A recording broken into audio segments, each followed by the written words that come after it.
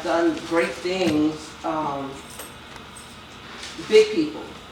And it's wonderful when we could find people in our local community. And God brought it to us that, you know, even in our congregation, we have people that we can recognize. And one of those persons is Brother Linton. And Sheraton is going to read the write-up of Miss Ruby.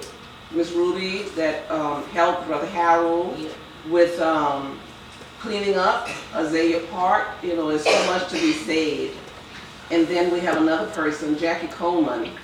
I have someone speaking about Miss Coleman, but later on I'll, if it's the right word, reiterate on it because she was my school teacher and she did great things. So Shelley, if you would like to, you can go ahead on and do the presentation for Linton.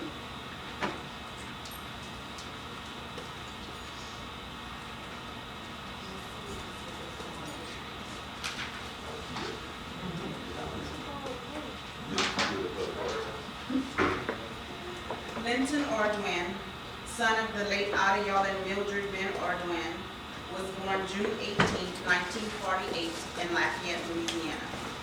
He was the second oldest of 10 siblings. He attended Paulboro High School, graduating in 1966. He earned a Bachelor of Arts in Political Science and History from the University of Southwestern Louisiana in 1971. He was a member of the Upsilon Road chapter of Omega Psi Phi Fraternity Incorporated. He completed graduate studies in community organization from LSU in 1976, as well as graduate studies in criminal justice from the University of Alabama in 1977. Linton was baptized into Christ at an early age. He was a devoted member of the Church of Christ in Missouri City, Texas, and later in Clear Lake, Texas. He navigated through various illustrious careers in his life. Most notably, he was appointed by Governor Dave Treen as the Director of the Department of Urban and Community Affairs. He was the Regional Director for the Louisiana Department of Youth Services, where he holds the honor of being the first African American to become a juvenile probation and parole officer in the state. He was the Special Assistant and Project Manager for the National Park Service in Washington, D.C. He was a Director for the Louisiana Office of State Parks, a Regional Director for the Texas Parks and Wildlife Department, an Operations Manager for Galveston County Parks, and a Park Superintendent for the City of Pasadena. After retirement, his love of cars led him to work at Enterprise Car Rental. Thank you.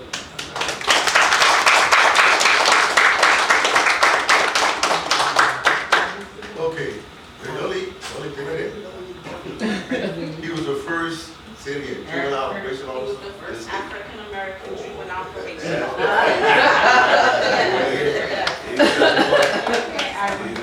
That's the part I want to hear. Make sure we hear.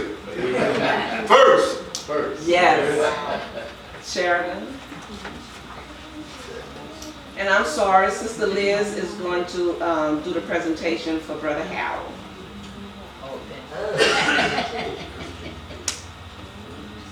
I made it inconvenient for Sheridan. I forgot the program at home. Can y'all hear me okay? Yes. All right.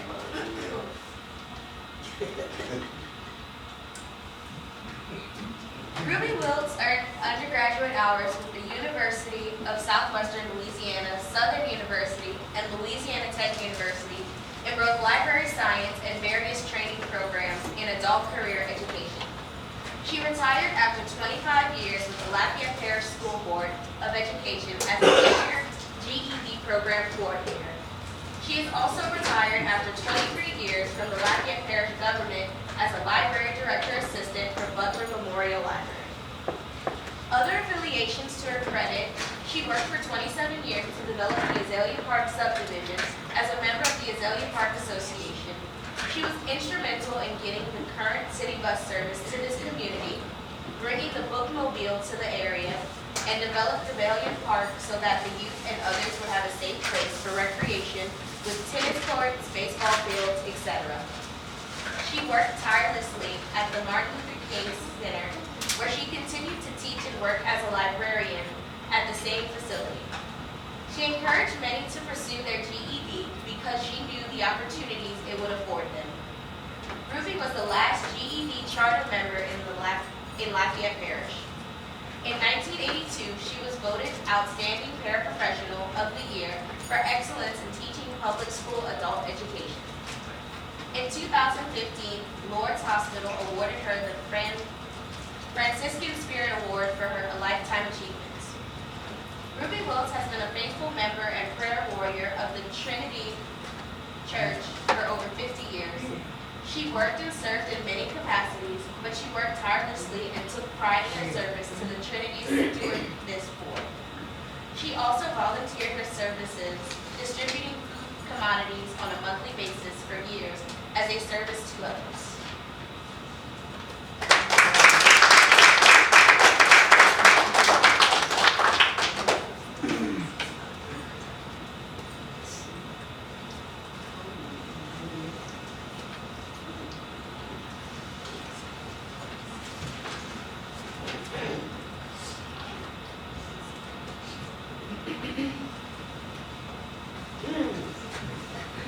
Hello. Hello. Hey. Harold Alexander Jr. Upon arriving, to Lafayette, Louisiana from Houston, Texas in the early 80s, the community of Azalea Park was a quiet community. But soon the drug epidemic, mainly crack cocaine, hit the beautiful community of Azalea Park with the great presence of the low-level street dealer.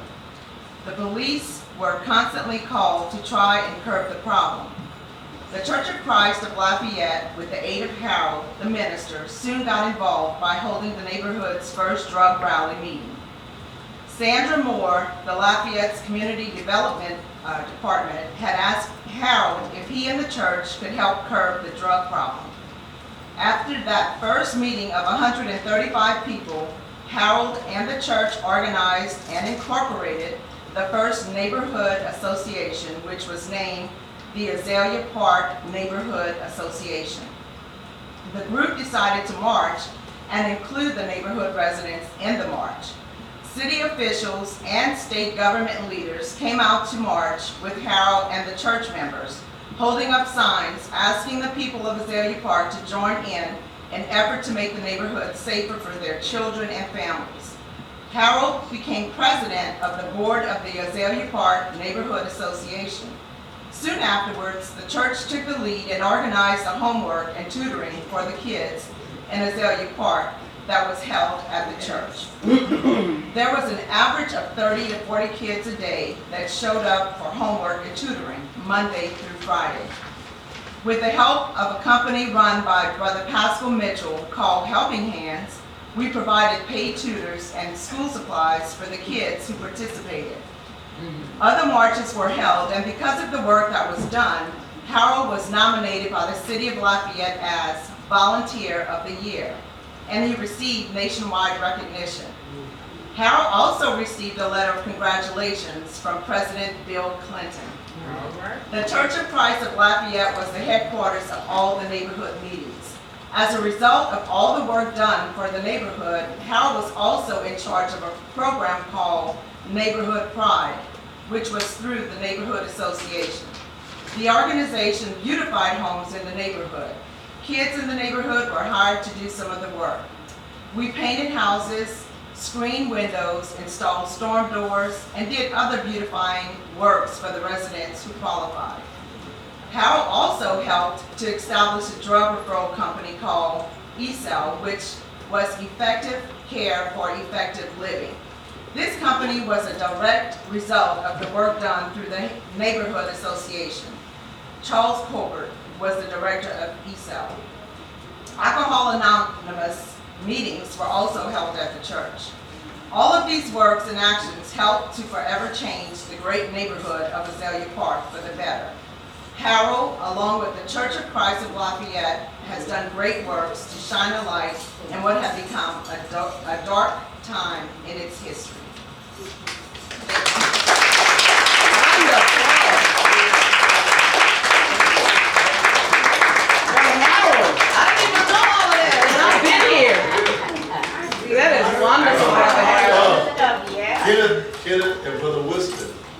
Yes. How you doing? Remember that. Hello. That sugar. That's why I keep you Oh, praise the Lord. I keep you out the church. But let me tell you a true story. We had members who left because they were scared the drug dealers could come in. Yes, sir. Yes. They left the church because they were scared to get too involved. Because they thought it was going to be shot at and stuff. So, Pastor Mitchell, who's sitting in the back right there, you don't have to give credit. But Pastor Mitchell had a company called Helping Hands. His company actually provided all the tutors and paid for the kids in the community. So it was the church I right. remember. I forgot about that. That's right. All the children. Yeah, the church right there. We changed. And it was because of that program that I'm a member today. Yeah, Because of that program. Praise yeah. God. Yes, yes, that's right. Yeah, Yes. all I know the church came back.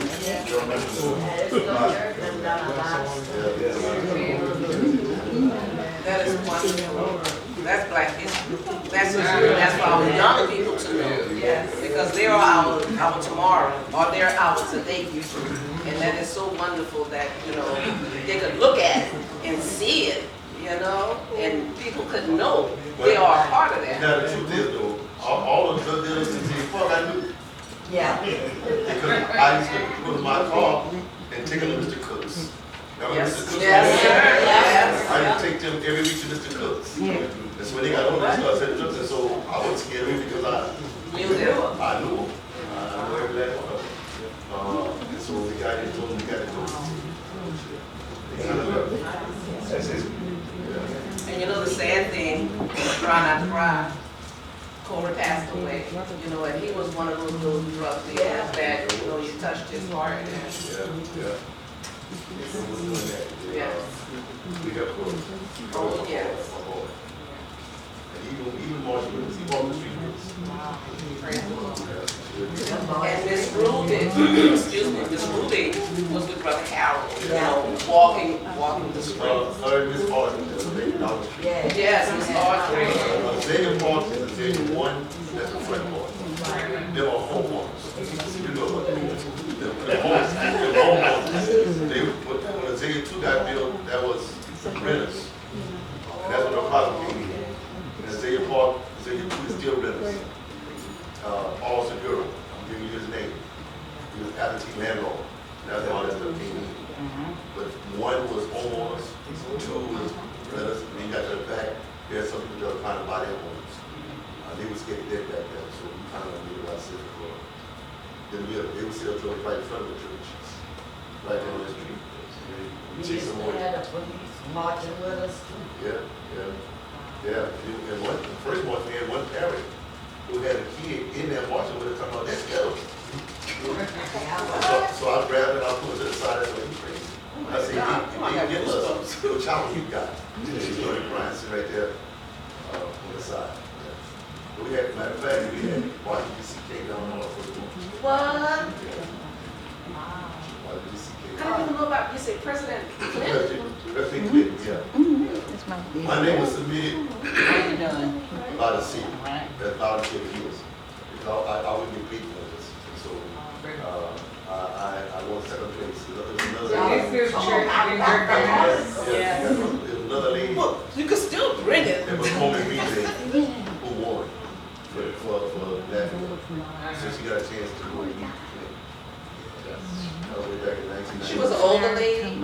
I know who you're talking about, the brown skinned lady. She had been in Macomb doing, yeah. She won. But I'll just have to get it.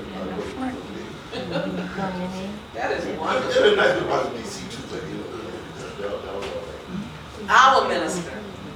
That's our minister. He wouldn't tell you all that stuff. No, he wasn't. No, not at all. Not at all. That's what I like about it. Yeah. Not one He never wanted you to treat him special or nothing.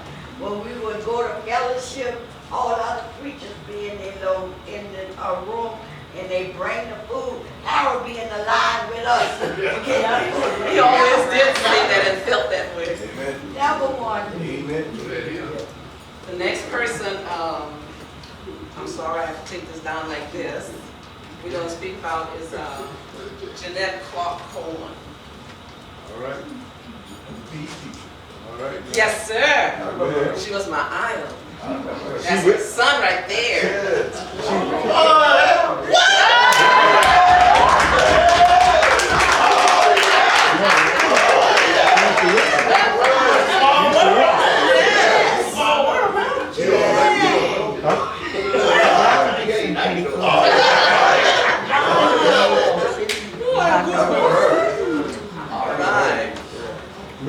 Excuse me. I have two papers. A woman that was before her time, Jeanette Coleman, started her dance school and went on 4 years.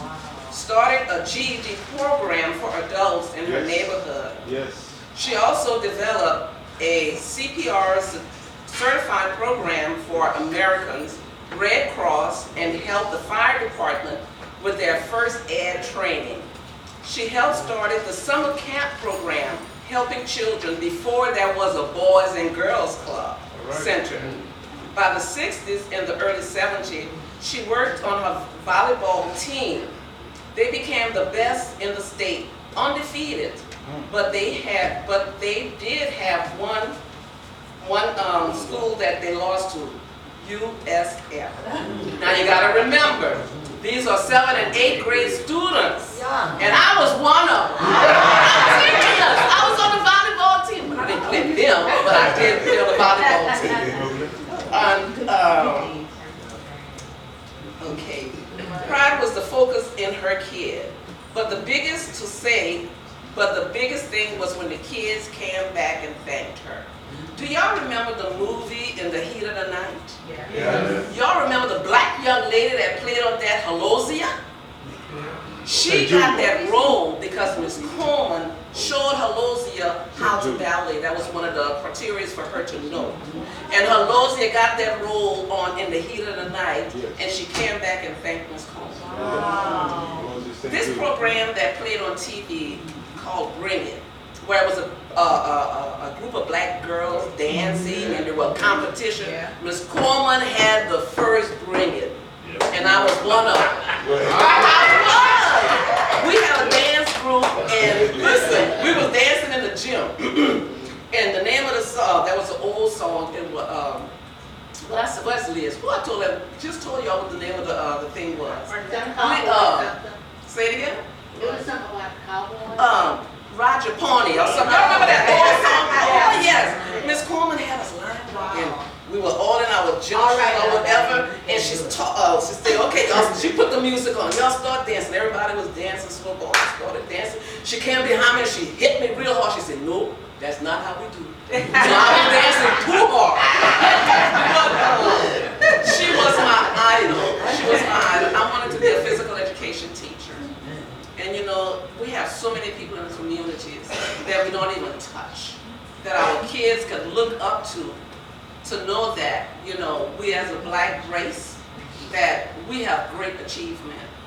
This, Ecclesiastes 3:11, he had made everything beautiful in his own time. Kenneth, you're beautiful. That beard, that hat, Elizabeth, you're beautiful. Those earrings. Harold, you're beautiful. You're black. You're dark. Angela, you're beautiful. You have that brown skin. Will, you're handsome. You have that bald head. James, you're handsome. You have that big body frame with that white beard. You are beautiful. Joseph got it going on.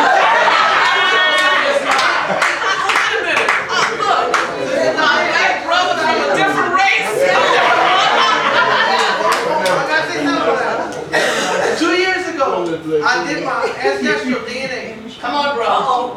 You my brother, I'm telling you. I got 1.8% African American.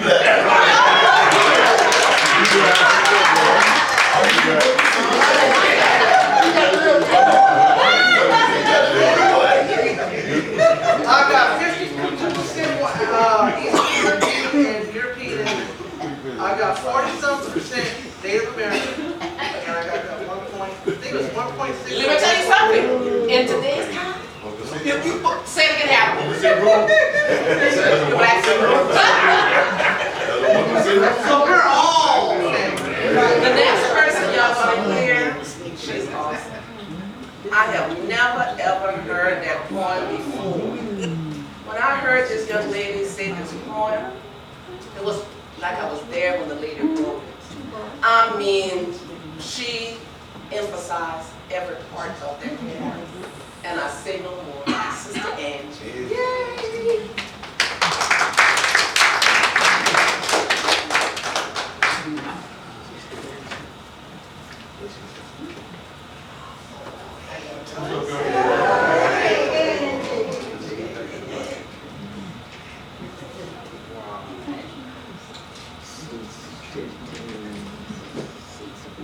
Phenomenal Woman by Maya Angelou. Yes, Lord. Pretty women wonder where my secret lies. I'm not cute or built to suit a fashion model size.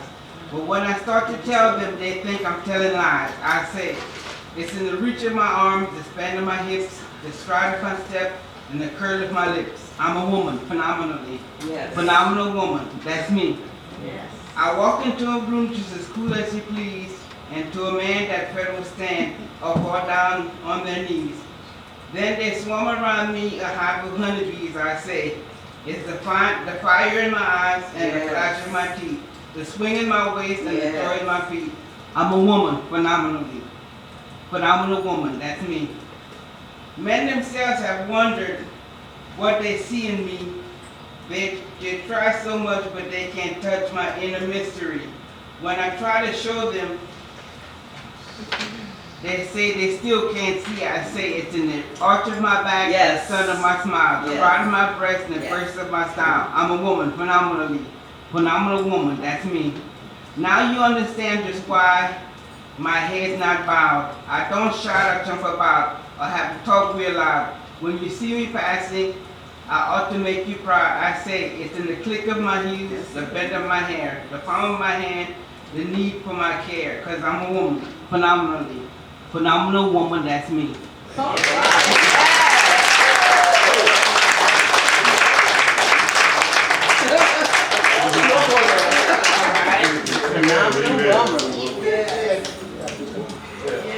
you who don't know, that's my little sister. Oh, yeah, your camera. All right, brother, take credit for it. Amen. I decided to take part in Black History. He's sitting there. And I was searching, I found this, maybe some people. I'm sorry. Peculiar. It's called the Big Six. And what it's telling is the Big Six refers to the chairman, presidents, and leaders of the six prominent civil rights organizations active during the height of the civil rights movement, who were instrumental in the organization of the March on Washington for the Jobs and Freedom of 1963. First guy I'm going to talk about, of course, is a man, a big guy, a big wheel, Martin Luther King Jr. Born January 15, 1929, assassinated April 4, 1968. The chairman of the Southern Christian Leadership Conference, known as the SCLC, was a Baptist minister active in the most famous leader of the civil rights movement. King won the Nobel Peace Prize in 1964 and was posthumously won the Presidential Medal of Freedom in 1977, 9 years after his assassination in 1968. For his promotion of nonviolence and racial equality, King is considered as a peacemaker and martyr by many people around the world. Martin Luther King Jr. Day in the United States was established in his honor, and a memorial of him stands on the nation's national mall. Second guy, his name is James Forman, born January 12, 1920, died July 1999. In 1942, Forman founded the Congress of Racial Equality, or CORE, a pacifist organization dedicated to achieving racial harmony and equality through nonviolence, and stayed active in the civil rights movement through the 1950s and 60s. He was awarded the Presidential Medal of Freedom in 1998, shortly before his death in 1999. Third person is John Lewis, born February 21st, 1940. Became a leader of the Civil Rights Movement as president of the Student Nonviolent Coordinating Committee, also known as the SNCC. And as a participant with other civil rights leaders such as Diane Nash, James Beeble, and Bernard Lafayette in the National Student Movement, 1959 to 1960. John Lewis is one of the original 13 Freedom Riders. Lewis represented the SNCC with a speech at the August 28, 1963 March on Washington. Lewis has represented the 5th District of Georgia in the United States House of Representatives since 1987, a district which includes almost all of Atlanta. The fourth person is A. Philip Randolph, born April 15, 1889, died May 16, 1979, was a socialist in the labor movement and the civil rights movement. In 1925, Randolph organized the Brotherhood of Sleeping Car Porters. This was the first serious effort to form a labor union for the employees of the Pullman Company. There's also a movie about that. And which was a major employer of African Americans. The fifth person is Roy Wilkins, born August 30, 1901, died September 8, 1981, was a prominent civil rights activist in the United States from the 1930s to the 1970s. In 1955, Wilkins was named Executive Director of the National Association for the Advancement of Colored People, known as NAACP. He had an excellent reputation as an articulate spokesperson for the civil rights movement. He participated in the March on Washington in 1963, the Selma to Montgomery March in 1965, and the March Against Fear in 1966. Whitney Young, born July 31st, 1921, died March 11th, 1971, spent most of his career working to the employment discrimination in the South and turning the National Urban League from a relative passive civil rights organization until the one of the aggressively fought for justice. In James Former's autobiography, Lay Bare the Heart, he identified the term Big Six as having originated with the founding of the Council for United Civil Rights Leadership. Former did not include AFER in his listing of the position, instead listing Dorothy Height, president of the National Council of Negro Women, as the sixth member of the group. Former also noted that the press often referred to the group as the Big Four, excluding Height and John Lewis. Former attributed their omission to sexism and age bias, respectively. Patrick Henry Branch, journalist and historian of the March on Washington, described the rise of these leaders to celebrity, increasing these six powerful men living in two worlds, the political and the personal, one white, in which they were still strangers but become increasingly familiar with its insider outside of rules, the other black, where they were treated as extended members of the family. Thank you.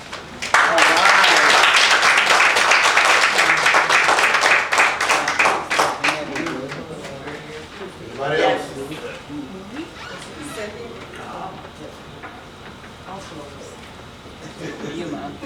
How y'all doing? Fine. James Coleman, the oldest son of Jeanette Coleman, and the best looking too.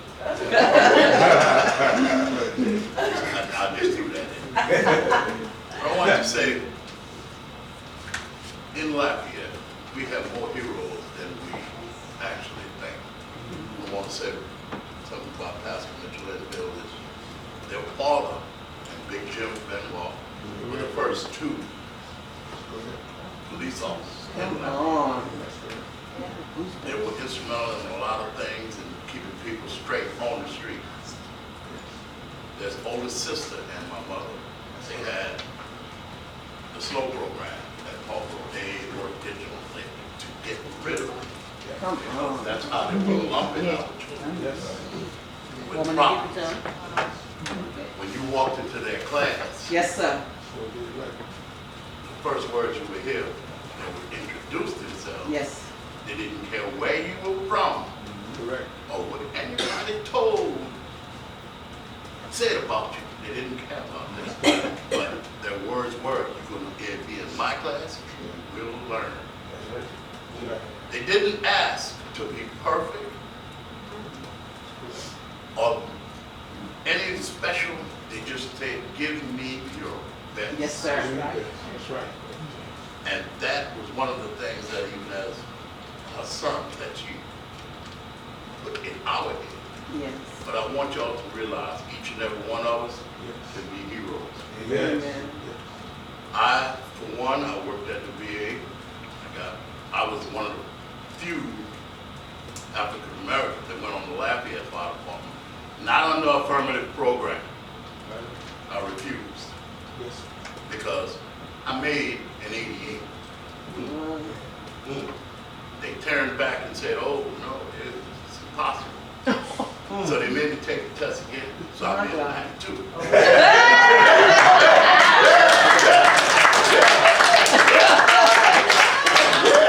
But at that time, we were still having a lot of problems. And I was one of the first ones. They said, well, why don't you want to go with the regular people? I said I couldn't do it because I know the dude. He couldn't read when we were, when we were growing up. How he's going to teach me? Come on. So for me not to say anything, they sent me to LSU, which gave me the next stepping stone to go work for the government. I left Lafayette because I still hold the best knockout record in the Lafayette Fire Department. I did not take any stuff from nobody. But my mother said, talk just the way they talk. Come on. But when they raise their hand, make them put it down. Go ahead, Bob. Well, that was another thing. But I just want to say that we have more in Lafayette. We have more people to be proud of than anywhere in this state. Because we had actual people that would get out in the street. Yes, sir. So, there were many of them. Yes. People don't, when they say, oh, Jack, oh, I remember. It's like, oh, it's a revelation, but there are so many more. And I want y'all to, every day, think about somebody. Think about it. And the next year, bring them up. Yes, sir. Like I want Oscar Benoit, Park Ranger, he's writing a book. Yes, Oscar. Oscar writing a book? Yeah. I told he had a story to be told. Oh, wonderful. Yes, I know Oscar. Herbert Green, we call him Poochie. That's another one. He has a story to be told. There are so many that have a story to be told. So I want y'all to at least push these people to write a story about themselves. It don't have to be a bestseller. It can be our bestseller. Yes, sir. And that's all I want to say. I appreciate y'all. Now, I hope y'all understand what you were saying. Yes. About the affirmative action. The affirmative action was built basically to Yes. satisfy a certain cause. Yes. Person that give us a job. And I'm glad he didn't because he said, I'm on merit. No, I'm on merit. There you go, I yeah. wanted to make us feel like we were underclass. Amen. But a lot of us, Heavenly Saint, he passed away. Saint, yes, Saint. Herbert Monson, a few others, Louis Sam, a bunch of them. We didn't Good. come under the radar. Yeah, We were yeah. above. That is wonderful. Amen. See, that's how you make a difference. I had to comment to my mother back in the Paul Royal. I remember she was, and as rough as I was, I never disrespected her. Because I'm serious, she was all about, man. it was all about, us. All about pushing us. Making us do what's right. Just like somebody said earlier, my mother was hard as a person could be. I mean hard. Oh, yes, she And a did. disciplinarian. Oh, yes. Big time. She happened to discipline me several times. But she was had the greatest love for him. Amen. Amen. Yes, sir. Yes, she And did. one of her saying was, you know I love you. That's right. She told that to everybody. Now get on that. Wow. That's I'm sorry. That's okay, that's okay. My name is Linda Mills, and I want to talk about our company that we recently started last year in March. It is a non-medical service company, and the name of it is Kit and Kin. I'm going to tell you what it means. Your kid is your pile of people that you associate with, you know, your friends and other people that you've been with for a long time. Kin means, well, your friend, your family, your brother, your sister, the other group of people. But what we provide is a sitting service. We also do visits where we do baths to the elderly. We work with the mentally challenged and handicapped and artistic children. So we have a total right now, our business has just grown. We just signed yesterday a contract with Baton Rouge of Hospice. So we're well on the way. Hopefully by next year we can accept the waiver and Medicare program and Medicaid to basically help our people, my people. So it's in locally in Baton Rouge now. We did have one client here in Lafayette that's passed away. But I kind of wanted to tell you a little bit about what we do. We go in homes and provide care. And a lot of that care that we give to certain people, they cannot pay for. That is coming from the goodness of our heart. And we know that the Lord always provides and He always blesses. So I just kind of wanted to tell you a little bit about it. So if you don't see me here, you know I'm working and providing a service for somebody out there. We just moved into our office. We moved from a home-based license to a commercial license now. So that takes another level. So I'm excited, and I want everybody to be excited. You know, so and we're one of the first local people, little people in this area to start this type of business. You have others, but they are not licensed, and I'm not saying anything bad about them, but we know that we can provide this service. And I knew Audio Ordwin. He did that type of work his whole life. Yes. You know, so why not do the work and get some recognition for it and make it better for our black people? Because home care is high. It's really expensive. That's why you don't hear about it, but we have a lot of elderly that we provide food for, we provide care for, we do groceries pickup for, we shop for. So our business entails of a lot of things in a lot of areas. So just pray that we continue to do better. But I just wanted to share that because we never know when we're going to need that type of service. So that way you'll know someone local that you can put your hands on and say, well, I need. You know, we're not trying to break the bank, but we are trying to provide a service. So just remember that.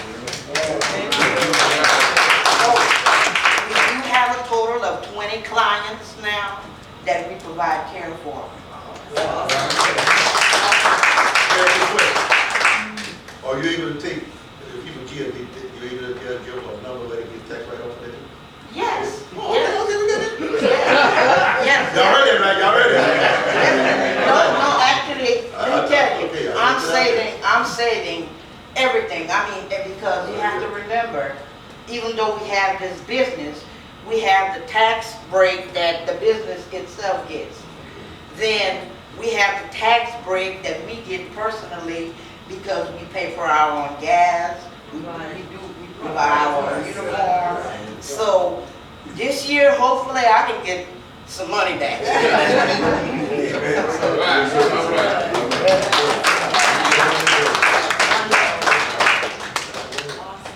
Black on.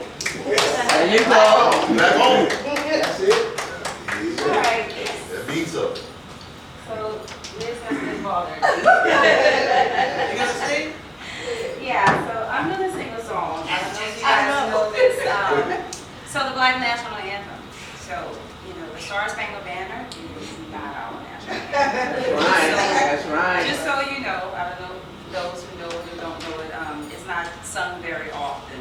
And I actually have been singing it in a long time, so I have my words here. So bear with me. If you guys know the song, you can sing with me. We can sing it.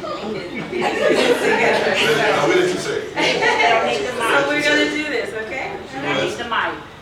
No, I don't need a mic. She sings all.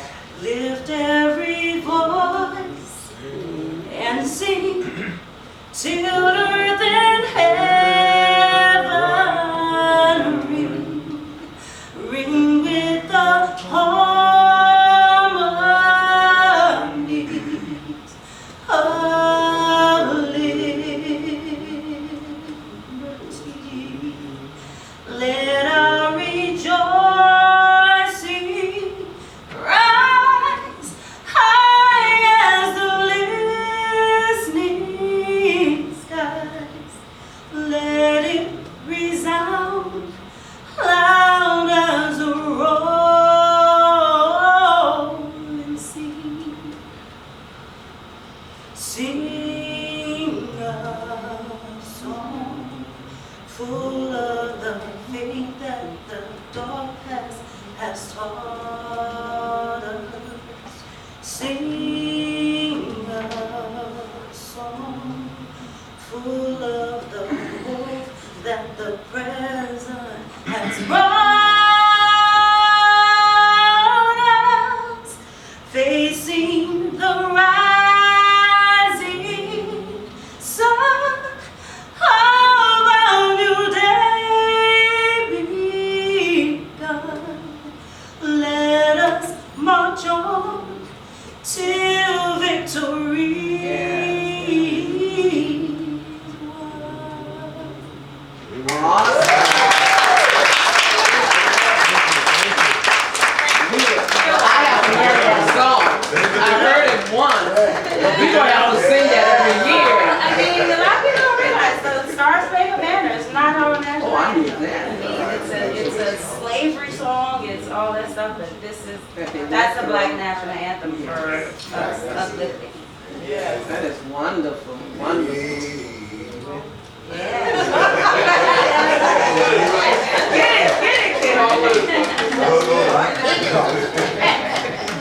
You know, Brother Harold, I wanted to, you had said something about helping hands with Brother Pascal.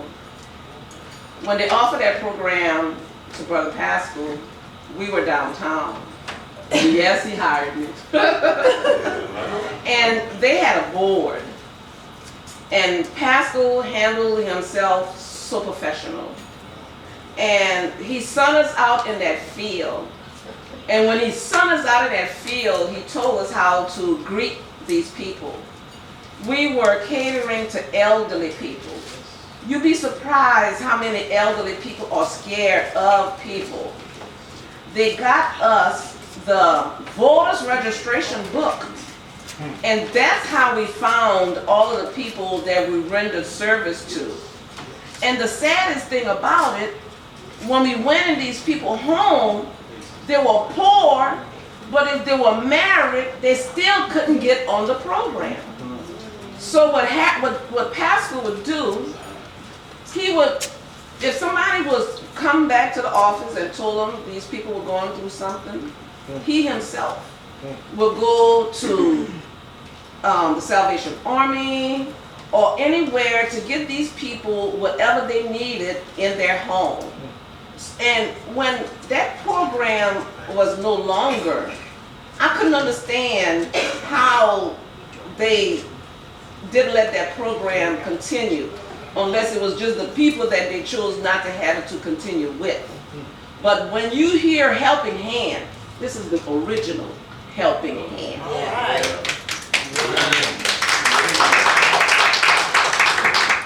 Yeah, because we were wondering, I say, we decided to do tutoring, and we had a makeshift, we had tables everywhere, in the back and here, the kids coming, we were wondering how we could sustain it, because volunteerism is great, but volunteerism when it comes to continue, make sure something's gonna get done, you gotta pay. Yeah. And so, I think Pastor came to us. I'm I remember, sure. right, in history, he said, look, I can see you some tools. And we kept that going now. Let me tell you what happened. This is the truth. The volume park was built because of what we was doing here. Wonderful. And we wanted to transfer our program to volume park, but then that's when the politics came in. Yeah, you'd be surprised how politics was looking back at here. And that's why I heard her talk about Oscar and his mama, and I'm like, that stuff needs to be written down. Yeah. Somebody need to write a book. Yes.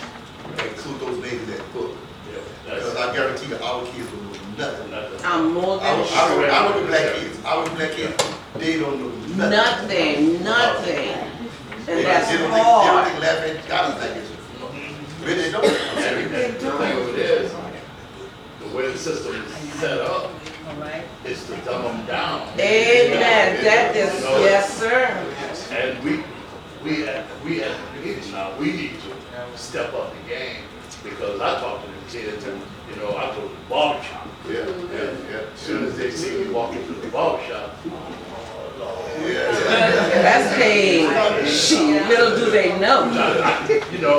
but I'm gonna say what I have to say, because the thing of it is, if we keep our mouths shut and the things that are going on, how are they gonna know? And just like with Oscar, I've worked with Oscar for years. I've worked with another guy right now, it's going on 3 years, and I'm been fussing. You have a story to be told. They have a grasp of the neighborhood and the people, so, how else you gonna remember? At a time, you'd say, Mr. Put, everybody knew. Well, sure. Yes. Yes. It's not, and it's not. Even my mother, these people are going along. They're leaving the memories. Mr. Henderson, oh They're yes. leaving the memories. And how else you gonna perpetuate this? Yes. But without letting them know, putting it out there. It's needed. Once we did that, because our building was being tore up, because we were lucky. We did a whole lot of stuff. And so that was the original plan. But then the city officials basically said, we cannot allow you to run that program, because since the city is doing it, you gotta let other entities come in. And that's why. Lafayette, Louisiana is so money hungry, so fun. That killed the whole program. And so, that's what they're going to happen is he paid for all the tools.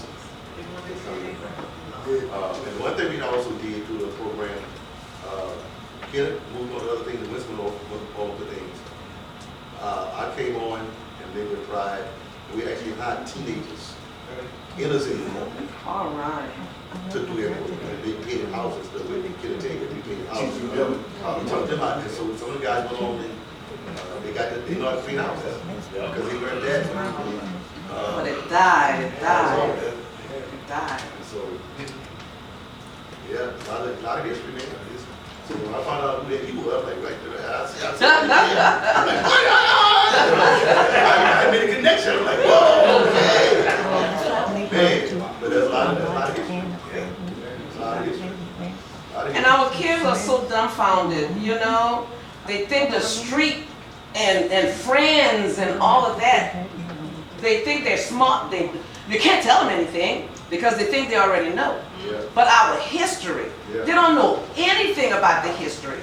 And I don't know why she said nothing back there, Sister Zara Kennedy.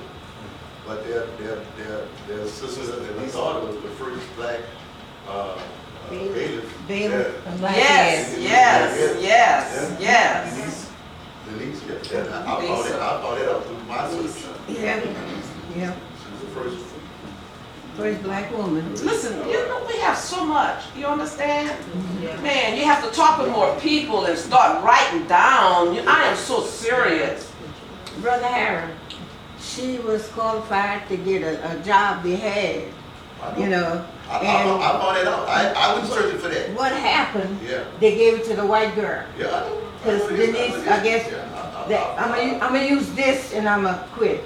That's a nigger. She don't know nothing what she doing. That's all they said in there. So the girls told us, they're so glad Denise quit because it's not going good in there. No, it's not good at all. I found it out in some friends I still got there. You gotta understand the connection that she had as being a bailiff. She Yeah. actually had every judge in there that actually would back her up for whatever she wanted to do. And I was upset with Denise when she actually retired because she could have done a lot.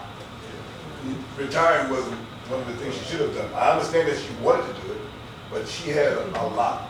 Yeah, she said she had a lot of stories that she could have told. Man, And still could write. I try to convince her, but it's hard to convince her. Once she got a mindset, That's it. That's it. She was there for 23 years. Trust that God will allow my memory and my heart to, I'm sorry, Pastor, I know you can talk louder, I can't hear yes, you. yes. I'm just trying to connect to the spirit of God that will allow me to say these things to you all because I'm hearing it. I'm just grateful to be here and to hear. And this is my first time participating in the history program. But, first of all, giving obedience to God because each and every one of us in here is history. Somebody might not be talking about your story, your life, but we all are history. God created us to glorify Him. That's why we're history. The only thing we have to do is increase our faith and understand there's a purpose for each and every one of us in here. And until we let go and let God, then we're not going to make this community a better place, much less make ourselves better people. We've kind of lost that sense of trust in Him to where we've learned from the enemy how to hate one another in a negative way because we lost sight of what the cross did for every one of us. That's right. When I say the cross, is when we look at the history of how people came here, how they went to another continent and brought them here, and we all know that we've got a mixture of folk. But if we believe Scripture, God created Adam and Eve. Nobody here could tell me we're not connected. Wonderful. So now let me fast forward to bringing us to Lafayette. Brother James, it's great to see you here. He mentioned it, but we come from Copperville. Oh, yes. Oh, yes. Buried with wood right about now. Johnny Mitchell, Jim Benoit, Clinton Street, Romagar Street, Miss Coleman, Joyce Arsenal, Joyce Mitchell. Yes, Joyce People like Mitchell, that. yes. There's a Jules Mitchell in the system that you Jules. guys don't know. Oh, that Lord, about. yes, yes. Which was Joyce's brother, and I was Yes. stepbrother, we're gonna say stepbrother, but Jules, the one who kind of instilled in me some kind of drive to be all that I could do. He started the first discotheque deal. That was clubbing, but he also had Soul 69 on Channel 15 way back in the day. He was going along the city, Liberia, all these places and having a shindig, and he took a lot of young black African Americans in Lafayette, and he brought out the best in them. He started an athletic program down in Hyman Park. Yes, yes. The one who went borrowed money on my grandmother's little bank account that she had and bought uniforms. Listen, man, this is not no joke, guys. Telling y'all, baseball in Hyman Park was started because of him. The hop at Hyman Park was because of him. You know, him being involved in the community. So that's where I get my stuff from, my drive from. And it's called passion. It's called passion, and passion is for people. And if you don't have passion, you better find it right now. Because this is what this church is about. Yes, Pastor Mitchell could have went to anybody's church in this city. And I got introduced to Church of Christ by Brother Freddie Anderson. It's my best friend. Salt and pepper. Very proud of it. Very proud to be saying that too. Because Freddie, you heard us say salt and pepper? If I ask somebody a question right now, y'all gonna get it twisted. Who you think was salt and who was pepper? Come on now. Look, you heard how I said? Here's the truth. Freddie was salt and I was pepper. Here's the connotation. Here's the connotation. You know how the Bible talks about salt? What salt does? Well, Freddie was that person. Freddie did that for me. Freddie knew I was one of the most rascal in the neighborhood. They called me, when people say, who that is? That's rascal. That's not that name. You didn't know that. The other thing I want y'all to understand, we were kind of raised up in Simcoe Project. Yes, sir. Believe it or not. Oh, Simcoe. Yes, sir. I was telling Brother Kenneth and Brother Richard, and we all live within the same neighborhood. But look at God. Look what God is doing. He brought us all here because I'm telling y'all, all of us in here, we got something here, Brother Howard. We got something here going here, man. That we just got to just follow God and do it. Like you said, do it. Johnny Mitchell walked the beat. He met my mama. She was a young lady, very young lady. It was an old schooler. Saw the young girl, got her pregnant. Had John Mitchell, then he had Pascal Mitchell, then he had Bill Mitchell, Earl Mitchell, so on and so on. They walked the beat. We saw that he couldn't arrest white folk. He couldn't arrest white folk. He had to walk the beat. And they had to, when they finally gave him a car, the car broke on him, and they had to push it. So there was always Johnny us out, you know, the kids. Oh boy, your daddy just a I had to live with that kind of stuff. But it helped me to be a better person. Brother. It motivated me to be the best person that I could be. And from then on, like I said earlier about the sports thing, and we started playing ball in every community we lived in, and lo and behold, man, you know, it brought me to have character, and character brought me to know Christ. Like when I came visit here, and then I gave my life to Christ in the 80s. And as I started learning here, there were some things going on over here. Some of you old timers know that we had some problems at first. And then a young man named Harold Alexander came. Yes, to Lafayette. And he's still here. Yes. So I know it's God. Praise the Lord, brother. I know it's God, y'all. I'm telling y'all. Amen. And we clicked from the beginning, from jump. We started running, man. We run out, bring her all over, man. We had fun. He got some stories too. We don't have I want you to understand.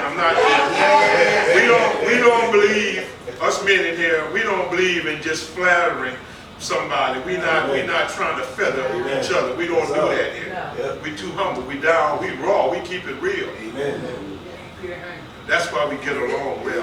We invite others that want to be real and want to live for Christ and care about folk, because God, Jesus Christ came for folk like us to make a difference in serving the communities and serving people and helping people. I thank God a lot for him, and we all human and we all struggle, and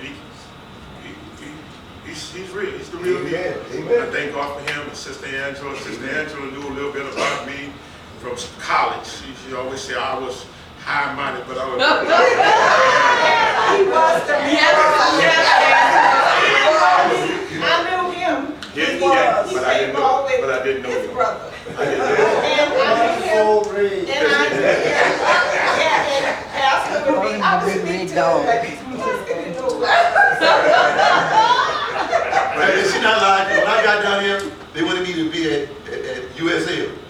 Everywhere we walk, Pastor, I'm like, wait a minute.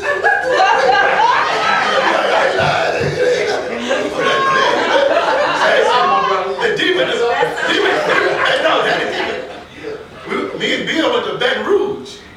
And Bill truck. When you got everybody knows, I'm like, man, you know, everybody in Baton Rouge knows it, man. His heart was always affecting people. Amen. And when I found out about his dad years ago, I just wish somebody would have wrote a book. Amen. Because see, his mother, man, that need a book somewhere. Amen. I'm serious. Yeah. Because I worked with kids 32 years at Boys and Girls Club. Now I want to see about this. I only found about his mother passed his father 2 years ago. What? I can't teach what I don't know. Right. I didn't know. Then I found out about it and I'm like, wow. Yeah. Look at this. Yeah. But somebody right about it. Somebody needs to know. Like to tell you, Right. he knows Jim Oscar. Yeah. I saw Oscar and Oscar put the book in. Yeah. But there needs to be another one behind it. Yeah. Two. Yeah. See, Oscar's going on his, which I guess I was my fault, but not actually my fault, but I pushed him because him and his dad, you know, and I didn't think, I'm a focused person now. And I didn't, afterwards, it became clear that it's literally to be in that also. And there's some others, but that's one of the things I'm gonna find. You got me thinking now. Me and you gotta talk. They need that in our school system. Talk about Oscar the park ranger? Yeah. Yeah, Awesome. I saw Oscar in, what's the name of that place? Henderson. I saw him in Henderson gathering around a bunch of guys, because I go all the way to Henderson. Yeah, I saw, you know, where the cops are, the police officers over there in Henderson, I forgot to speak of it, but I saw Oscar out there. Yeah, he's always somewhere. Always somewhere. And I want to say this. The only ones who will write our history has been us.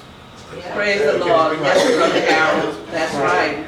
And so I'm definitely willing to. Nobody else been I'm out willing to go around and get everybody's story. Yes.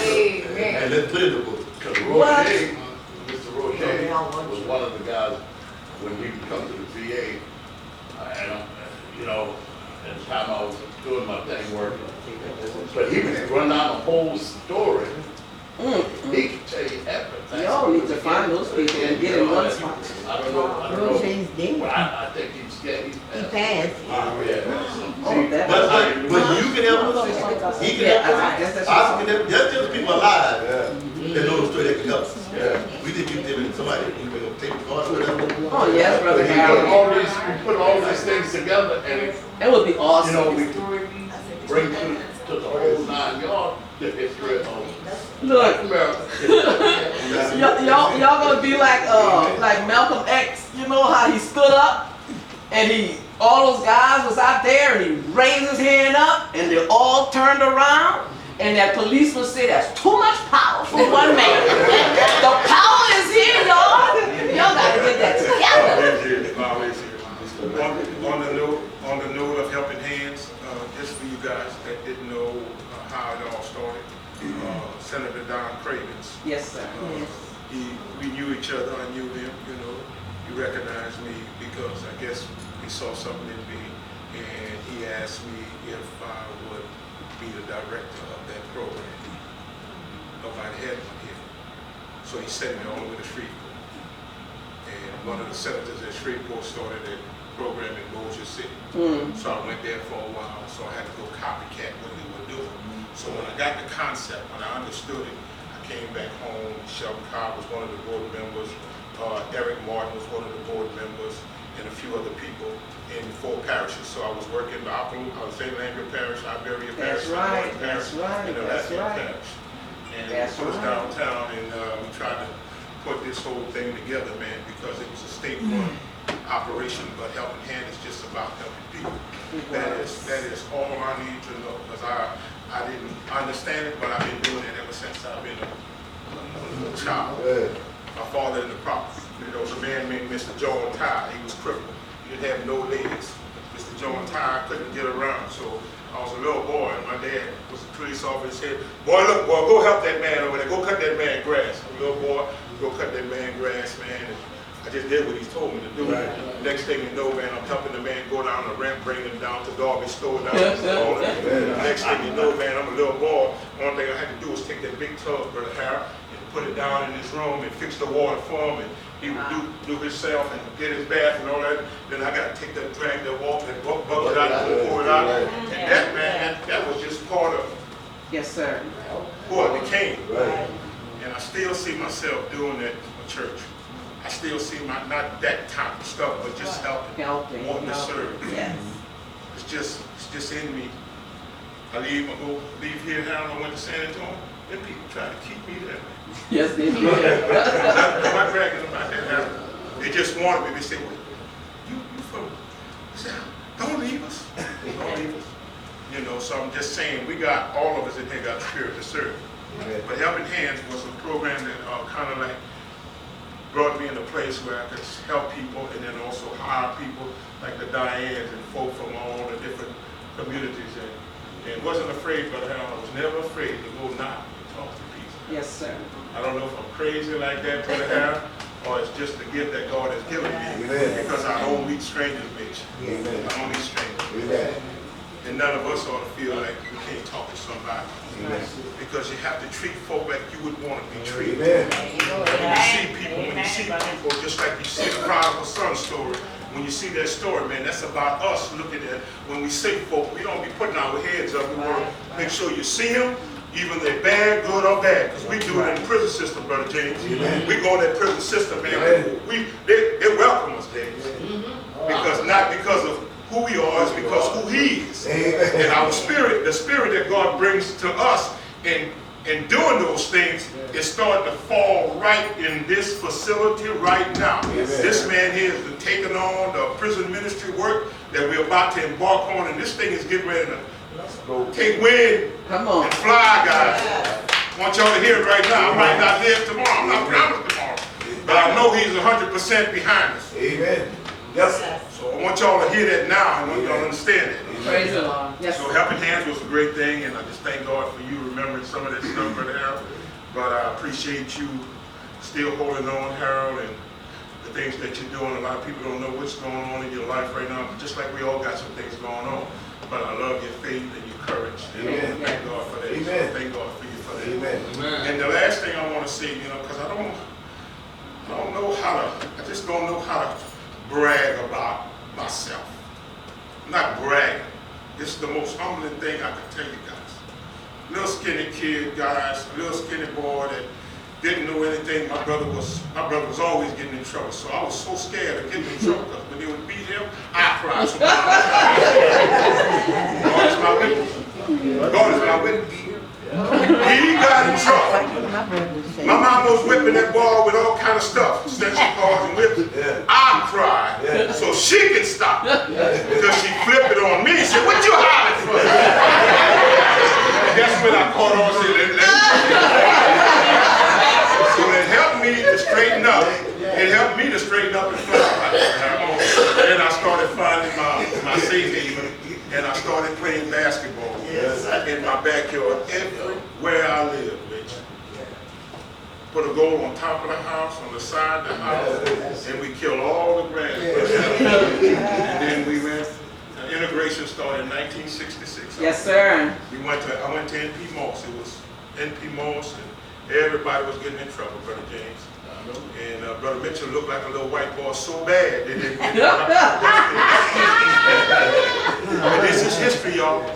It is. The school, it was so intense. The only black kid that held an office at that school back in the 60s.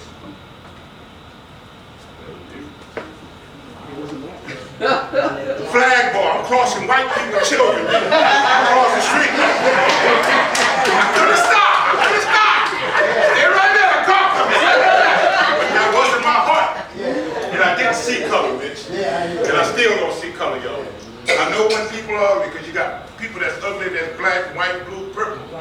So I'm recognizing spirit, recognize spirit. So I just thank God that I'm around people that are spiritual. I thank God for that. Left there, guys, then they forced Paulboro High School to close. That's true history. Yes. We all had to go to the north side. Yes. They split 12th Street up. Some went to Como, some went to Lafayette High, some went to Acadiana, and the rest of us had to go to the north side. That's purpose-driven stuff. They didn't go there on purpose. So I guess to go there, man, everybody fighting. Everybody fighting. Over there, Brother Jay. My brother again fought. Put him out of school. Sent him to Rosa. So Bill, Boo, Earl, all of them went to Rosa. I'm the only one. I'm over there, man, by myself, you know.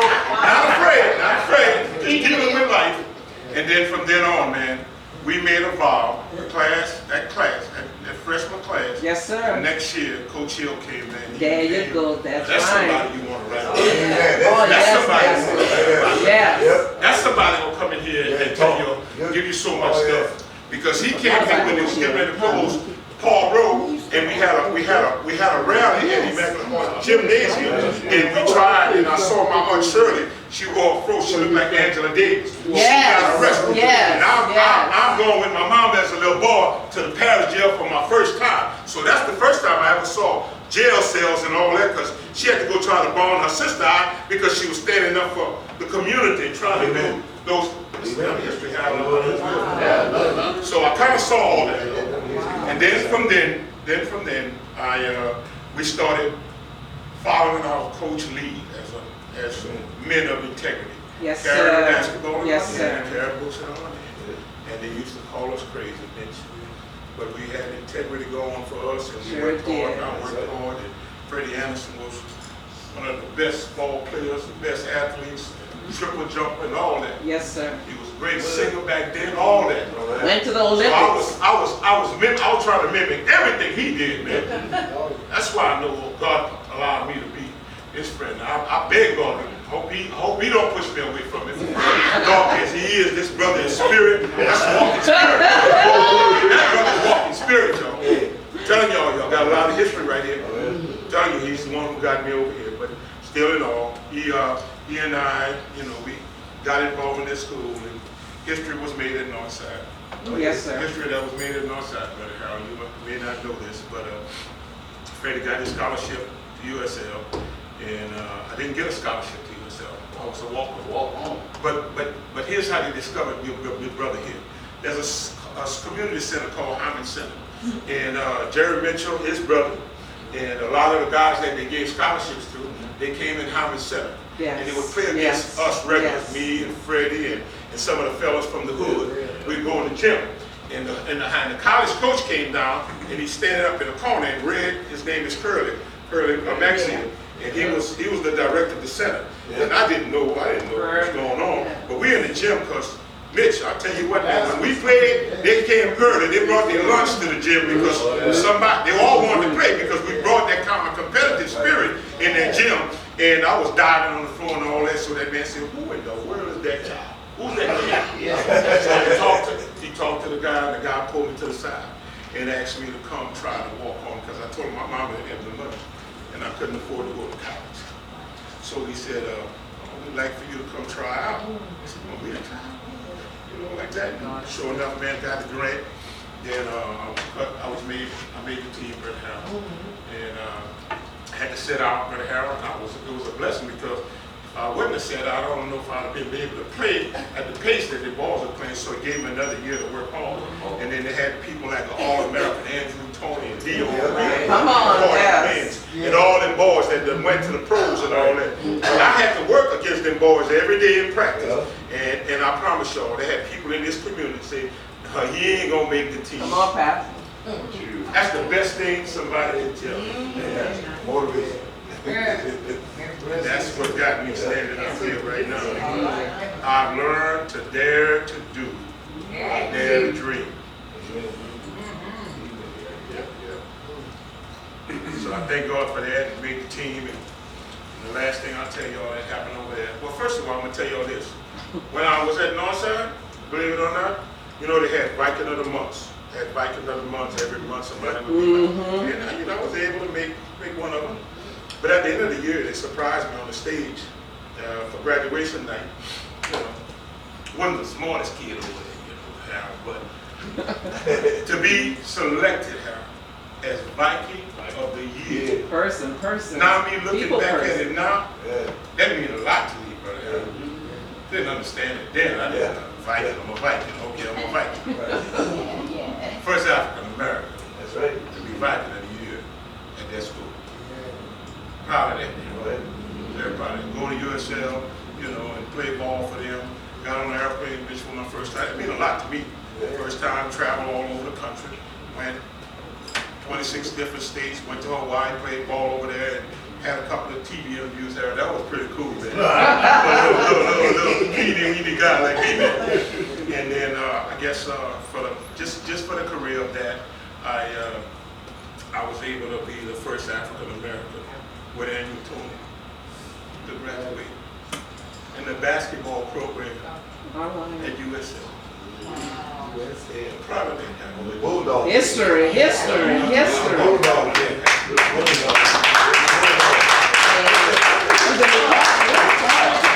My mom proud of that.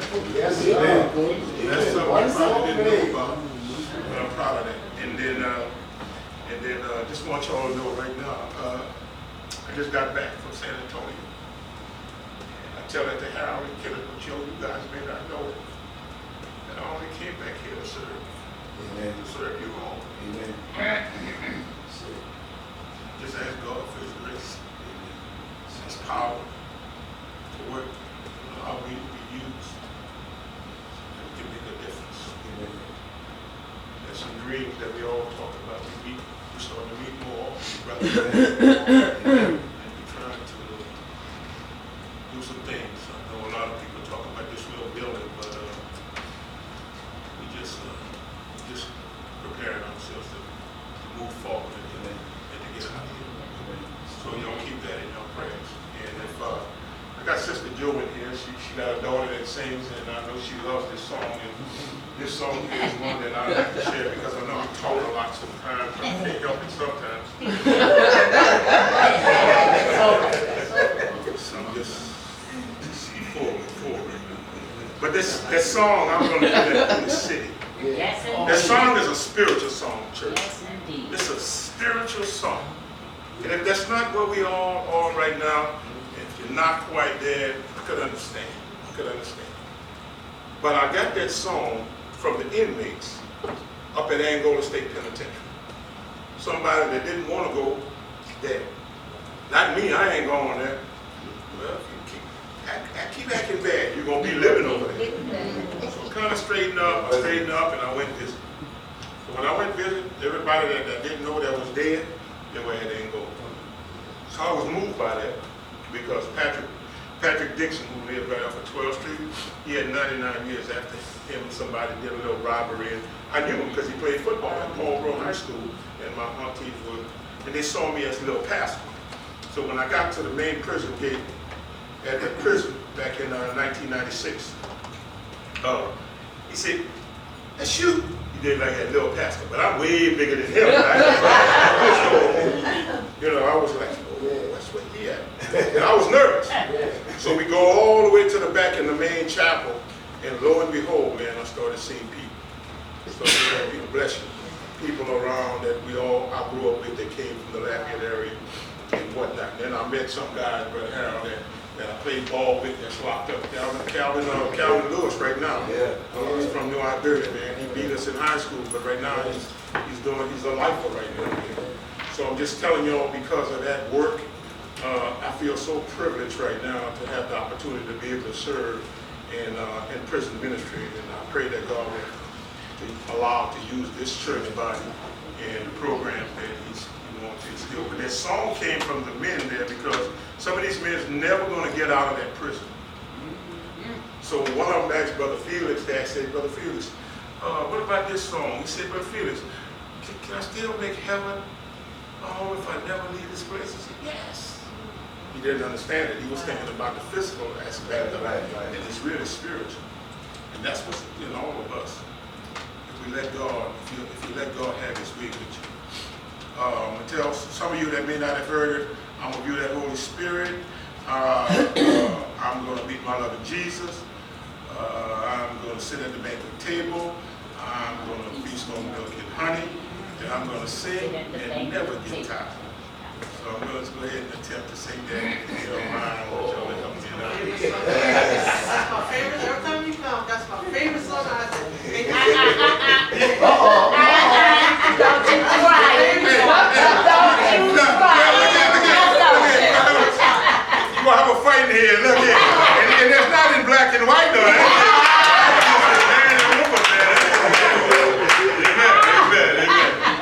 I'm gonna view that holy city. Oh, I'm gonna view that holy city one of these days. Hallelujah. I'm gonna view that holy city. I'm gonna view that holy city one of these days. Lord, I'm gonna meet my loving Jesus. Oh, I'm gonna meet my loving Jesus one of these days. Hallelujah. I'm gonna meet my loving Jesus. I'm gonna meet my loving Jesus. I'm gonna view that holy city one of these days. Lord, I'm gonna sit at the banquet table. Oh, I'm gonna sit at the banquet table one of these days. Hallelujah. I'm gonna sit at the banquet table. I'm gonna sit at the banquet table. I'm gonna meet my loving Jesus. I'm gonna view that holy city one of these days. Lord, I'm gonna feast on milk and honey. Oh, I'm gonna feast on milk and honey one of these days. Hallelujah. I'm gonna feast on milk and honey. I'm gonna feast on milk and honey. I'm gonna sit at the banquet table. I'm gonna meet my loving Jesus. I'm gonna view that holy city one of these days. Lord, I'm gonna sing and never get tired. Oh, I'm gonna sing and never get tired one of these days. Hallelujah. I'm gonna sing and never get tired. I'm gonna sing and never get tired. I'm gonna feast on milk and honey. I'm gonna sit at the banquet table. I'm gonna meet my loving Jesus. I'm gonna view that holy city one of these days. One of these days. I say my last statement for last is because I had 4 brothers, 1 stepbrother, and now I only have 1 brother, blood brother, that motivates me. Brother Bill. Yes. Yes. He's the quietest guy you might want to think. But he will get stuff done. Amen. And you'll never know he done it. Amen. But he'll get it done. Amen. We played ball, but I didn't play by myself. Right. I had to play against him and my oldest brother, and they made me a better man than I am. Amen. Now, Bill went to state championship at Holy Road. I know you didn't know that. Don't fool yourself. Boy, he was natural, man. He's a natural kid right there, man. But he'll give you his heart. Amen. Amen. And I'm so blessed to say that I'm older than him, but he's my big brother. Amen. Praise the Lord. That's beautiful.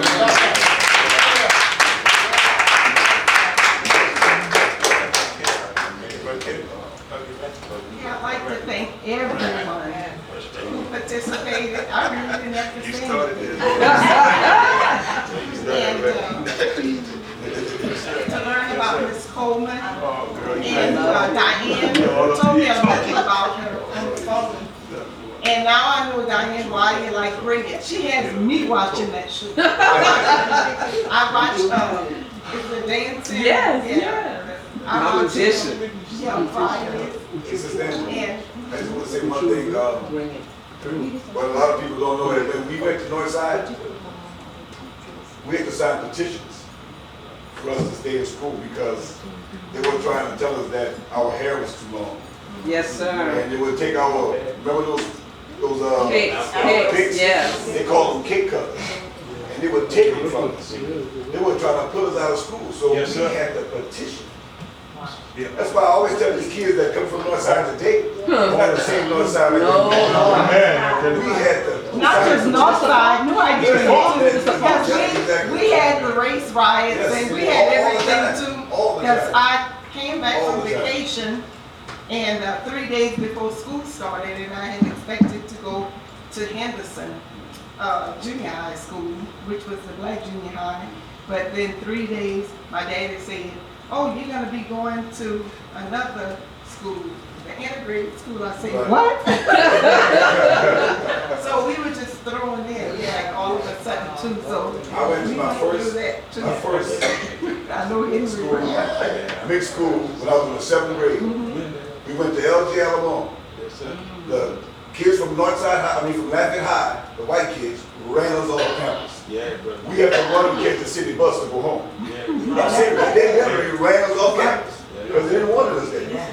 And a lot of kids, they don't know about this stuff, man. Oh, but No. look, in New Iberia, they had some tough fighters, they didn't run us. Not us, but we used to watch, you drove Terry, Harold knew them, you know they weren't running, right? Yeah, you know they weren't running. We had a superintendent at Northside, Mr. Benjamin. Man, Mr. Benjamin, he would get in there and peel those children's hair. He was so hardcore. When we integrated, I think they killed a student that year. Those white teachers were so scared of us, they would pay for us. They would pay us. Or they would give us grades. Long as you stay in class and don't go out in the riot, they give us free grades, A's and B's. It was horrible. It really was. And I just pray God, that we can talk about Oh, that the young together. kids don't. The young kids under a certain age, they came into a different school system. Okay, well, I have some door prizes. And then I guess this will be the fun part. The other part was the educational part, which was wonderful. Yeah, everything. And when I knew a little about what Linton did, because we talked, he was at Sister Talicia one time when Linda and I went, and we talked to him. And at his funeral, when they read Yes, everything, yes. I asked Harold, Harold said, yeah, he knew. And I liked him, and I always would tell Harold I liked Linton, because he was soft-spoken, but gave good advice. Yes. Yeah, because we talked a lot at Sister Talicia's house. And one thing I always do with Harold, Linton told me always, tell Harold, I said he married good. Oh, yeah, you're right. You know what Linton said. So, and it was just wonderful, like, hearing everything about the history that Brother Pascal talked about. And we use you a lot, Pascal, because whenever, like, we're talking about somebody, say someone Harold doesn't know who I know, and I'll try to say it personable, and I'll say, well, something like Pascal. Yeah, we use you when we talk about someone personal. That's wonderful. We always use you. That's a wonderful thing to say. Yes. That that's your character. And he really never met a stranger. That's Yeah, and I know he will help you if he could. And Bill is quiet, but I know he's very helpful, also knowledgeable. He's just more, more Torn down. Really glad we come back. Bill say, watch that. And I'm not sure if Brother Will ran into any of that, what we're talking about in his age, because he didn't grow up in the South. He grew up in Philadelphia. Well, yeah, so it was different, so I'm sure, but it probably happened before your time. Yeah, way before, because he grew up north. But when you're hearing all of this, No, but there's a lot of racism up there too. yes, Matter of fact, at the time, really, when I was 15, I got in the volunteer fire department, and I was the only black firefighter in 68. Oh, really? Yeah, so I got into junior member. oh, And nice. there's people don't, it's more overt, like covert, it's not out there like it is here, but it's definitely there. I don't know, that's right. That's why I had people try to get in my face and say, well, we had a black president, but I could ask a white person, how many black supervisors have you had?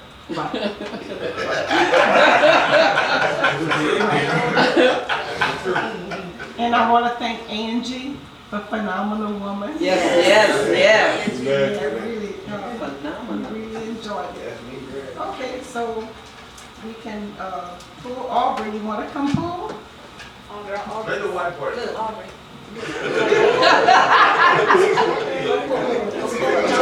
That's our brother Will. Hey, man. They got 1% black, man. That's our brother. Okay, I call the last three numbers. 267. Right here. Oh, I said that. no, you don't get it to you.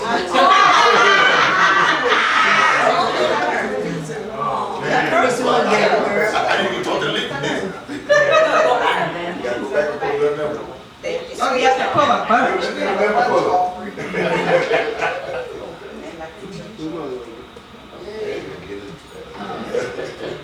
270. We have a lot of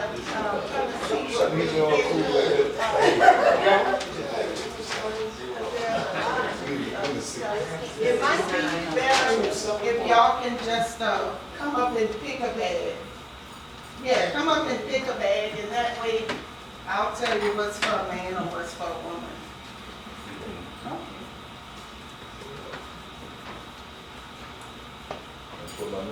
263. Daddy. Aubrey, you want to pick a bag for your daddy? Somebody would be nice to give me the bag. Why? Give me that big bag. And then afterwards, we have some food in the back. We have soul food. So nobody leave before you eat. 258.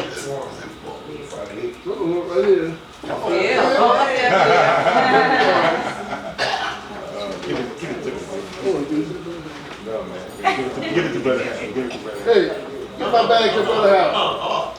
No. Give it to brother house. Never seen you song. No. Thank you. They good. Really. Thank you, sir. I just saw them. It's not a surprise, huh, Brother Adam? I could have got them.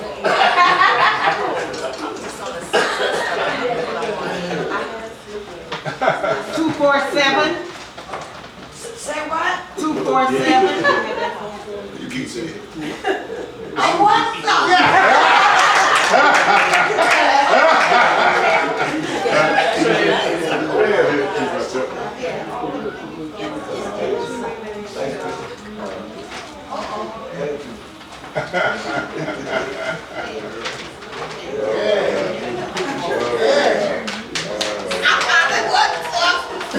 249.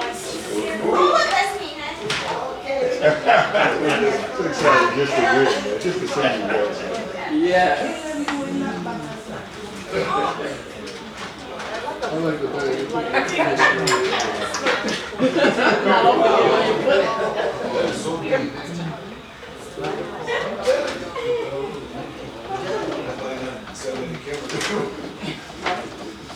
248. Right here. Oh,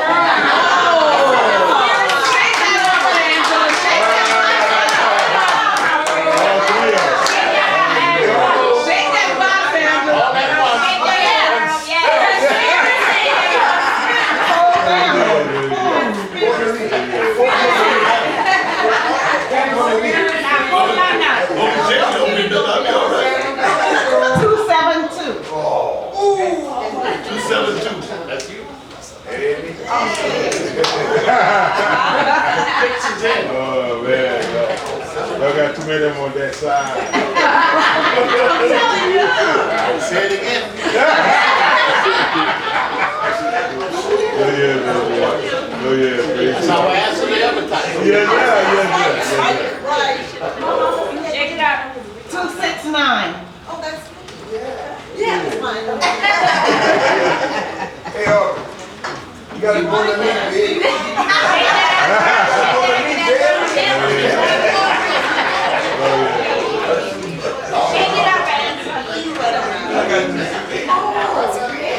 You got a old one. Hey, I got some stuff there. I'm still using from last time. Thank you. And I have children's too. All right, girl. 255. Right here. There you go. All right. Gotta go meet them, man.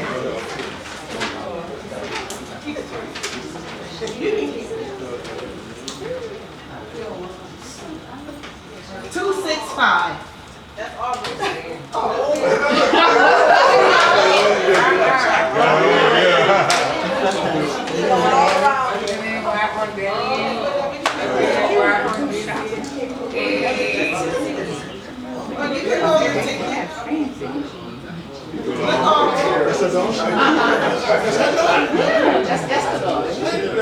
And that's her baby.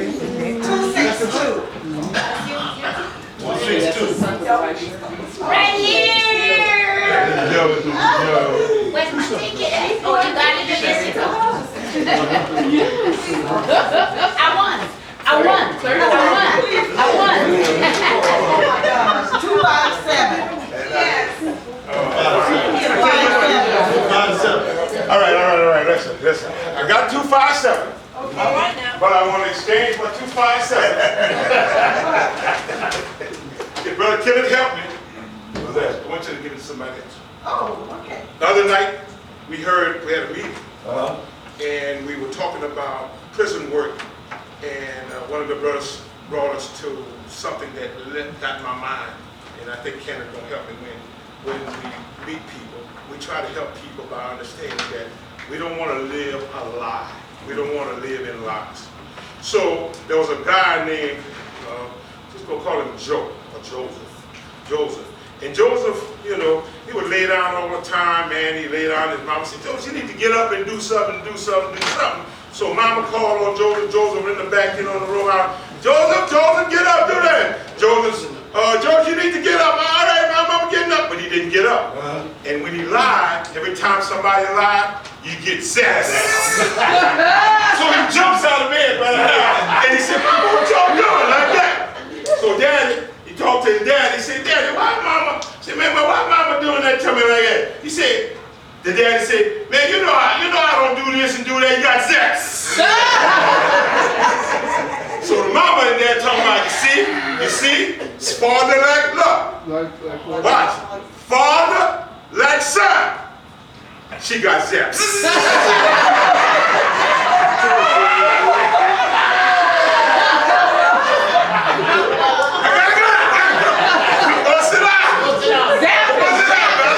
She got zapped too, James.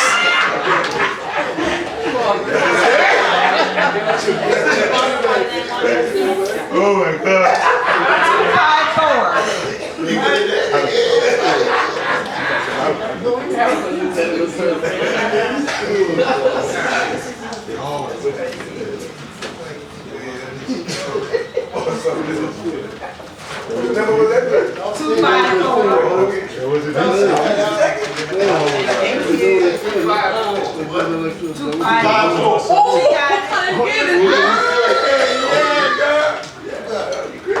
I'm slow. I'm just getting on while the mom got zapped.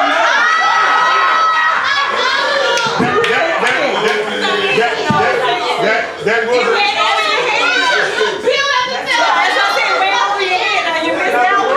Totally. Oh, that's cool.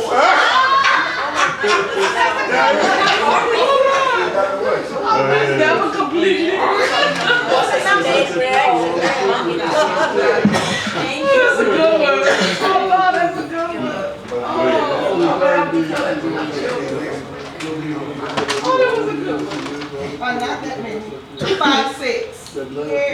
not it, all.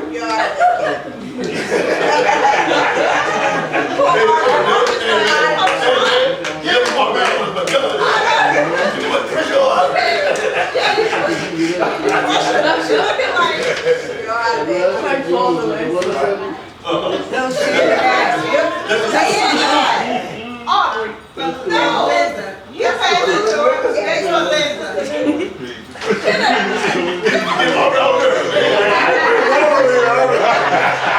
She's diligent to her job. She look at you like she's not so sorry. She want to give back.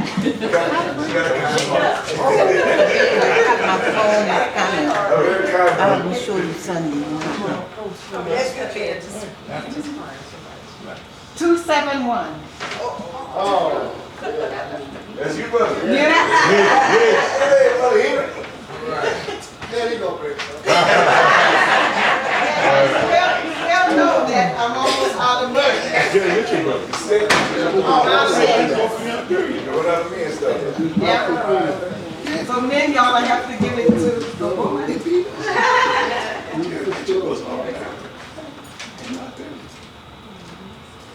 273. And I mean,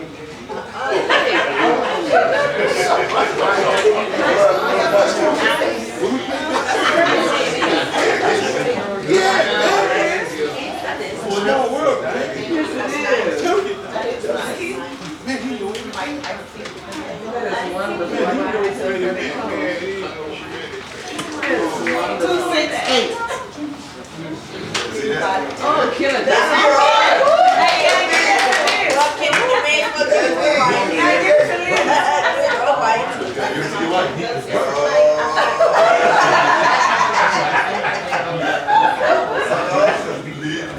thank you so much. Now, what about you?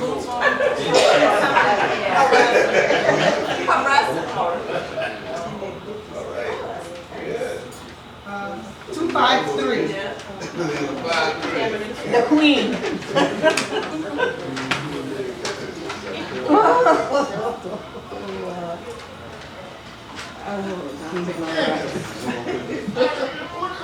It's a hook. You turn it the other way.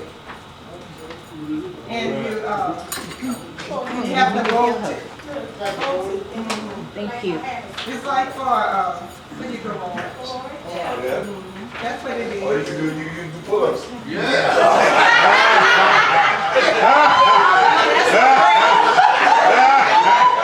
I got it from Harbor Freight.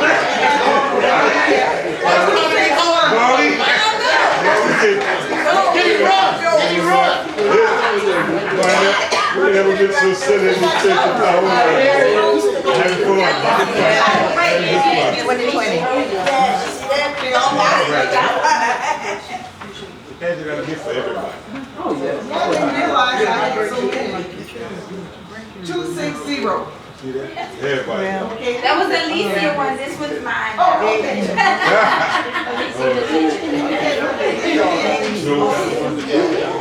That'll be Alicia.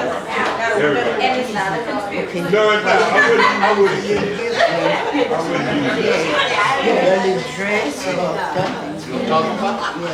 No, we do. You won one. You won one. It wasn't a conspiracy. Mine is. 250. I don't have anything for. There he is. Joe, sound right here. I want mine. Thank you. Oh my God. 251. That's me. All right. Joe. Ladies' choice. Look at Joe. That's nice of you, Joe. Look at Joe.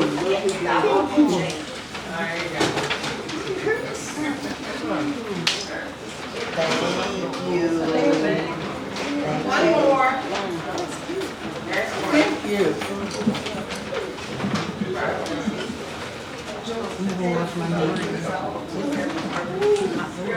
And we're gonna close on a lighter note.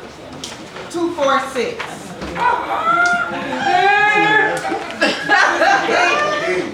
Oh my God.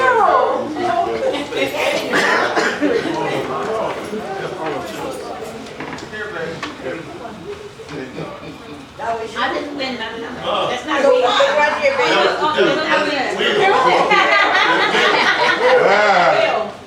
Look, Sister King.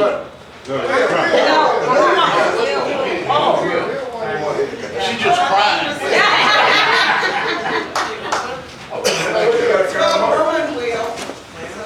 Thank you. Okay.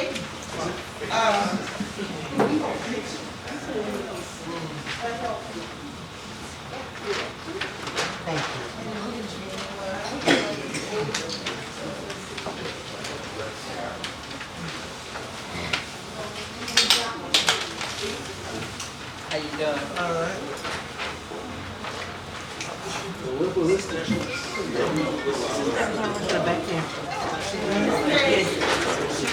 on a lighter note, we know we had dancing, Jeanette walk from Good Times. So we're gonna close out with, 2 songs. I'm not gonna sing, we all gonna sing.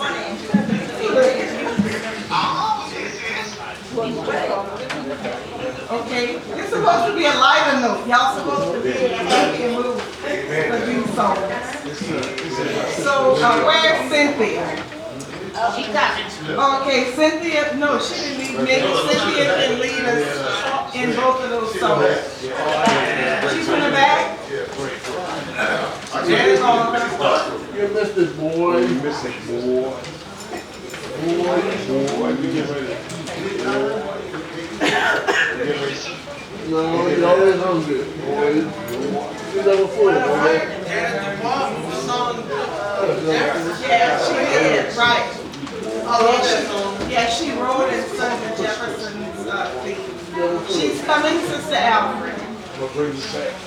Huh? She was getting weak, she was trying. Oh, but that's okay, no, that's okay. Harold is doing- Okay, come up here, Harold.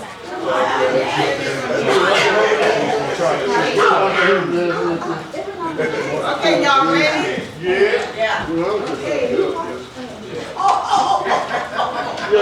Anytime you need a payment, anytime you need a friend, anytime you're out from under, not getting hustle, keeping your head above water, making a way if you can, temporary layoff, easy making them off, scratching and surviving, hanging in the diving, ain't really much we got.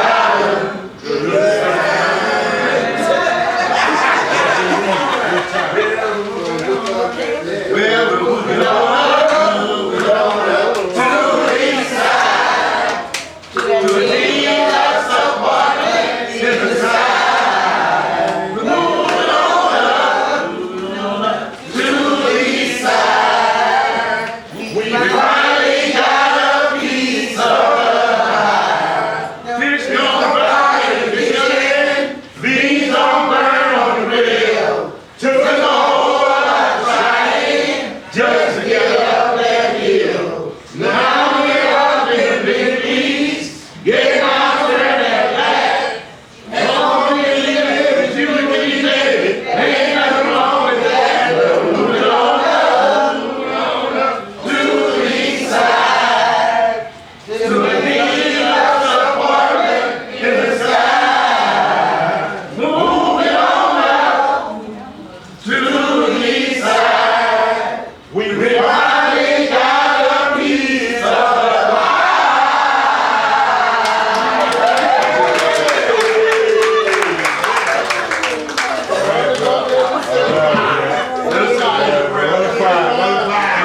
Is it there? Let's bring it back in the fire, man. Big God, we thank you for this day, thank you for the executive program.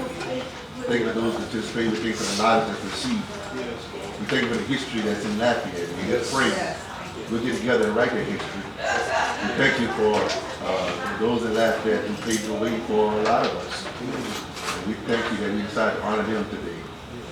And we just thank you for those women and those men who paved the way for us. And we pray for this food by the seafood as our body. We pray to help us do a better service, and a more committed service to all mankind. Thank you for the things that we're prepared. In Jesus' name we pray. Jesus. Amen. Amen.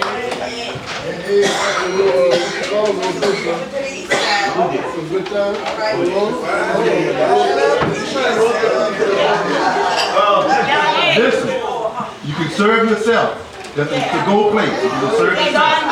We're gonna get it ready. We're gonna get it ready first. Let's put it together first. Thank you so much.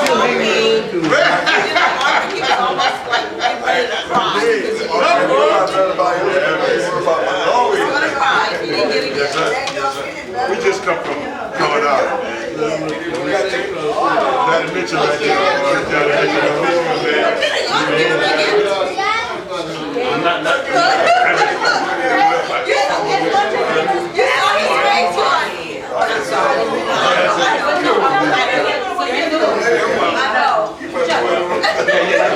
So, but that's part of the reason why.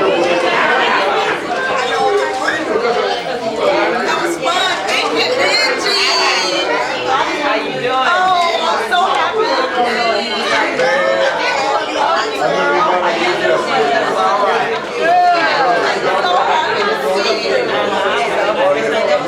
That's my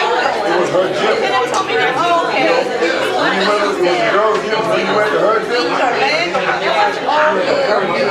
gym?